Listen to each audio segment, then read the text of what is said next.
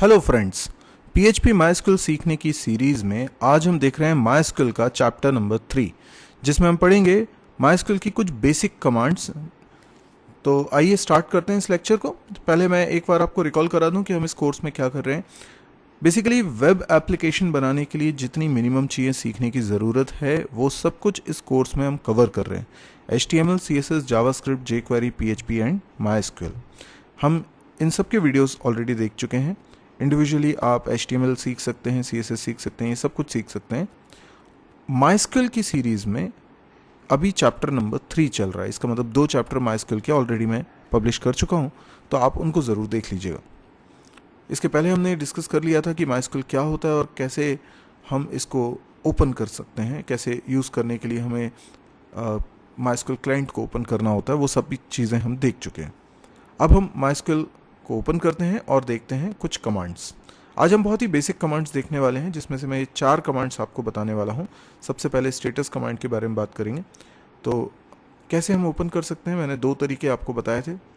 तो मैं CMD वाला तरीका, कमांड प्रॉम्प्ट के थ्रू ओपन करने वाला तरीका आपसे शेयर कर रहा हूँ। बाकी पिछले वीडियो में मैंने दोनों तरीके आपको डिस्कस किए थे। आप चाहें तो डायरेक्टली भी ओपन कर सकते हैं अगर आप रूट यूज़र हैं। तो अगर आपने अपने सिस्टम पे ही वैम्प सर्वर को इंस्टॉल किया हुआ है तो आप टास्क बार में नीचे जो आइकॉन आता है ग्रीन कलर का, जब आप वैम्प मैनेजर को स्टार्ट करते हैं तो उस पर आप क्लिक करेंगे और लेफ़्ट क्लिक करेंगे तो उसमें MySQL का ऑप्शन आएगा और उसको सेलेक्ट करने के बाद MySQL कंसोल ऑप्शन को सेलेक्ट करेंगे तो भी ये विंडो आ जाएगी।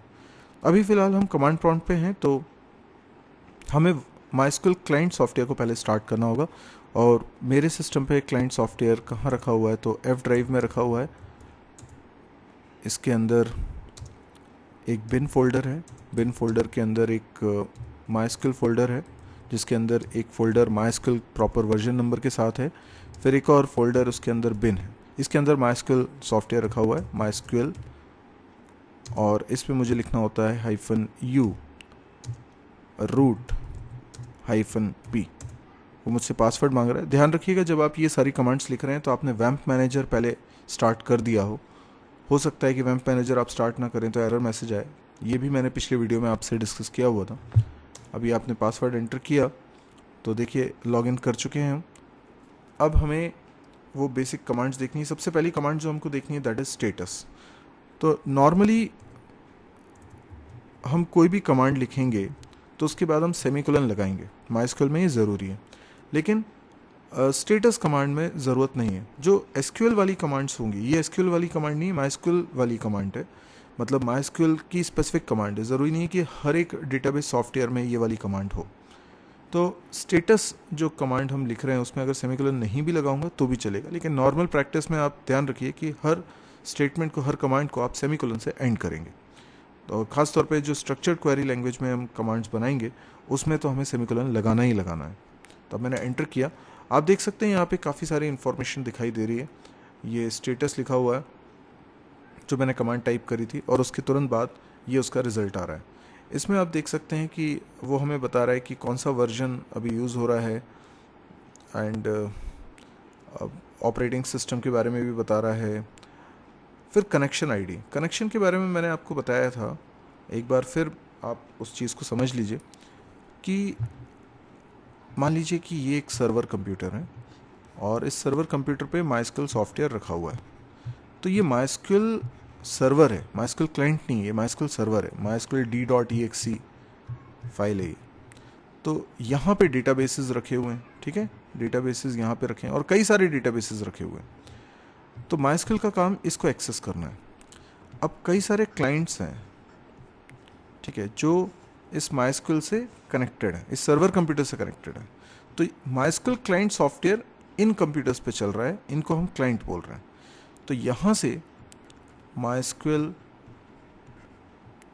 क्लाइंट है ना, तो MySQL.exe फाइल जो हमने रन करी है, ये जो हमने विंडो देख रहे हैं, ये एक्चुअल में MySQL क्लाइंट सॉफ्टवेयर चल रहा है। तो MySQL क्लाइंट सॉफ्टवेयर जब लॉगिन करता है तो MySQL सर्वर उसको एक कनेक्शन आईडी प्रोवाइड करता है, जैसे इसको कनेक्शन आईडी 1 दे दिया, इसको 2 दे दिया, इसको 3 दे दिया, ताकि वो इन सब में डिफ्रेंशिएट कर सके कि कब कौन से यूज़र ने कमांड भेजी है। तो जब भी लॉगिन होते हैं तो कनेक्शन अगर सक्सेसफुल होता है तो इस तरीके से एक नंबर जिसको अपन कनेक्शन आईडी बोलते हैं ये प्रोवाइड होता है। तो जैसे इसको कनेक्शन आईडी मिला है 3।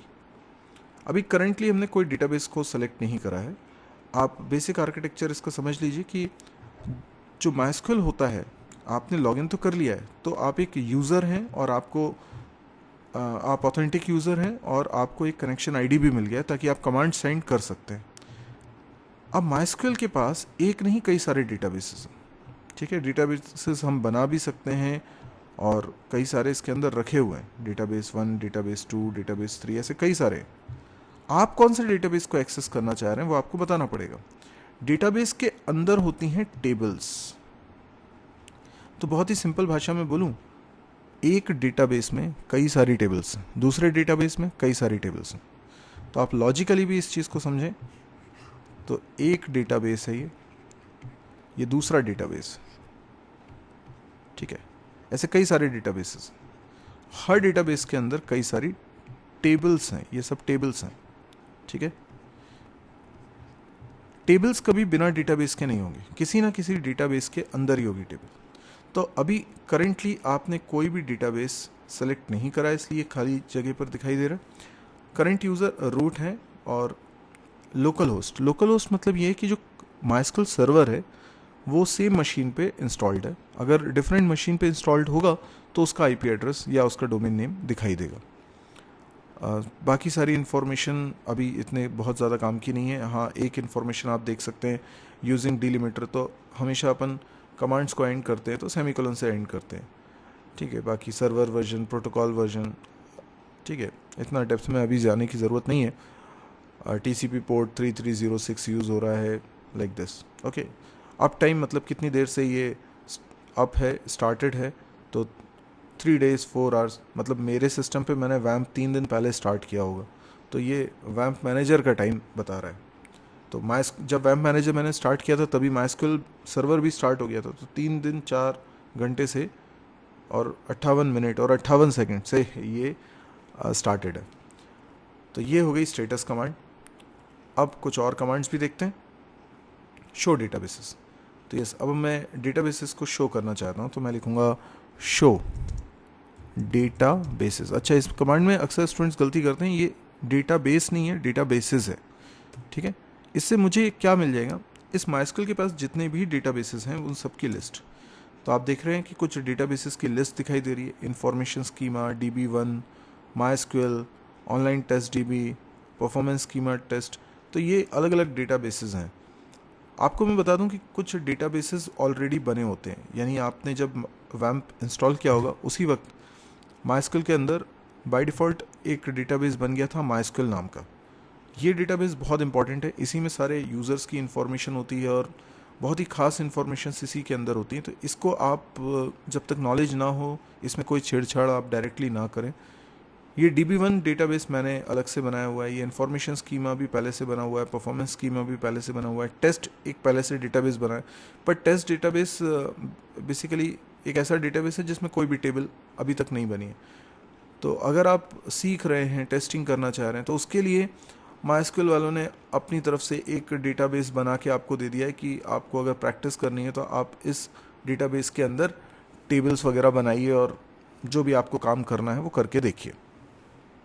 अब इसके अलावा हम भी अपना डेटाबेस बना सकते हैं। तो DB1 जैसे हमने डेटाबेस बनाया हुआ है, लेकिन अभी फ़िलहाल कोई डेटाबेस हमने सेलेक्ट नहीं करा है। डेटाबेस को सेलेक्ट करने के लिए आपको कमांड यूज़ करनी पड़ती है, यूज़। तो फिलहाल कोई डेटाबेस सेलेक्टेड नहीं है। अब जैसे मैं कोई डेटाबेस सेलेक्ट करना चाहता हूँ तो मैं लिखूँगा यूज़ और डेटाबेस का नाम। देखिए, मैंने डेटाबेस का नाम लिखा है टेस्ट। तो अब डेटाबेस चेंज हो गया। अब अगर मैं स्टेटस कमांड को दोबारा चला के देखूँ तो आप देख सकते हैं करंट डेटाबेस पहले खाली था, अभी यहाँ पे टेस्ट लिखा हुआ आ रहा है, ठीक है ना। अभी भी मैं शो डेटाबेसेस कमांड चला सकता हूँ, ओके। तो आप देख सकते हैं यहाँ पे वही डेटाबेसेस की लिस्ट दिखाई दे रही है।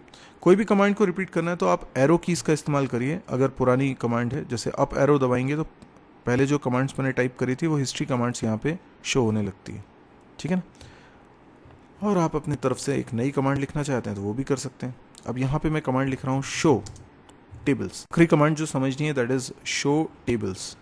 शो टेबल्स कमांड आप तभी चलाइएगा जब आपने डेटाबेस सेलेक्ट कर लिया है, मतलब यूज़ कमांड के थ्रू आप डेटाबेस अगर सेलेक्ट नहीं करते हैं तो शो टेबल्स कमांड मत चलाइएगा, वो एरर देगी। शो टेबल्स, ये भी देखिए ये टेबल नहीं है, टेबल्स है। तो अभी फिलहाल टेस्ट डेटाबेस के अंदर कोई भी टेबल नहीं बनी है, इसलिए एम्प्टी सेट बोल रहा है। और मैंने कहा था टेस्ट नाम का डेटाबेस पहले से बना होता है पर उसके अंदर कोई टेबल्स होती नहीं है। अभी DB1 मैंने बनाया, तो अगर मैं डेटाबेस एक समय में मैं एक ही डेटाबेस पे काम कर सकता हूँ, तो मुझे पहले तय करना होगा कि मैं किस डेटाबेस पे काम कर रहा हूँ। तो अभी मैंने टेस्ट डेटाबेस को सेलेक्ट किया हुआ है तो मैं उस पर काम कर रहा हूँ। लेकिन अगर मैं DB1 पे काम करना चाहता हूँ तो मैं फिर से यूज़ कमांड लिखूंगा और लिखूंगा DB1, तो ये डेटाबेस चेंज हो गया, अब मैं DB1 में हूँ। तो करेंट यूज़र यानी रूट DB1 डेटाबेस को यूज़ कर रहा है। अब मैं यहाँ लिखता हूँ शो टेबल्स। आप देख सकते हैं यहाँ पे 2 टेबल्स ऑलरेडी बने हुए हैं, एम्प्लॉय और यूज़र, ये लिस्ट हमको दिखाई दे रही है।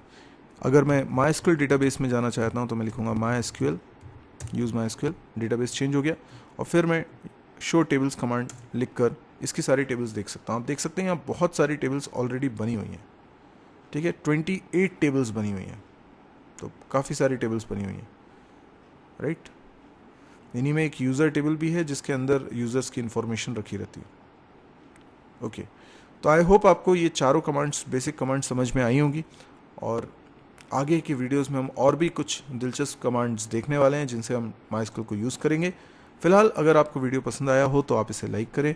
यदि आप इस तरह के और वीडियोस देखने में इंटरेस्टेड हैं तो आप इस चैनल को सब्सक्राइब करें। मेरी एक वेबसाइट है www.mysirji.com। हो सकता है कि आप मेरे YouTube चैनल को देख रहे हो तो आपने इसके वीडियोस भी देखे हों, लेकिन कई सारे और भी चैनल्स मेरे YouTube पर हैं और उनमें डिफरेंट सब्जेक्ट्स को मैं कवर कर रहा हूँ। पर ये सब कुछ आपको ढूंढने में अगर दिक्कत जा रही है तो आप मेरी वेबसाइट पे आइए, URL लिखा हुआ है आपके सामने mysirji.com। इस साइट पे आपको C++, जावा, PHP, MySQL, data structure, DBMS, ये सबके कोर्सेज मिलेंगे और सब वीडियो कोर्सेज हैं। वहाँ एक सिस्टमेटिक ऑर्डर में लिखे हुए हैं, तो आपको ढूंढने में दिक्कत नहीं जाएगी और किस सीक्वेंस में आपको उनको देखना है इसमें भी दिक्कत नहीं जाएगी। इसके अलावा प्रोग्रामिंग एक्सरसाइज से रिलेटेड वीडियोस भी हैं, ना केवल प्रोग्राम्स के सॉल्यूशंस आपको मिलेंगे बल्कि उनको वीडियोस के माध्यम से उसमें बताया जा रहा है कि कैसे उन प्रोग्राम्स को बनाना चाहिए, मतलब उसके बनाने की अप्रोच भी आपको डेवलप कराई जाएगी। कैंपस प्रिपरेशन से रिलेटेड वीडियोस भी आपको इस साइट पे मिलेंगे। सारे के सारे वीडियोस हिंदी में हैं और फ्री ऑफ कॉस्ट हैं, और डेली इसमें एक नया वीडियो अपलोड होता है। तो यदि आपको लगे कि ये बहुत काम का हो सकता है किसी के, तो आप प्लीज़ किसी की मदद करिए, आप इसको शेयर करिए अपने फेसबुक वॉल पे। आप साइट को भी शेयर कर सकते हैं और वीडियो को भी शेयर कर सकते हैं। Thank you.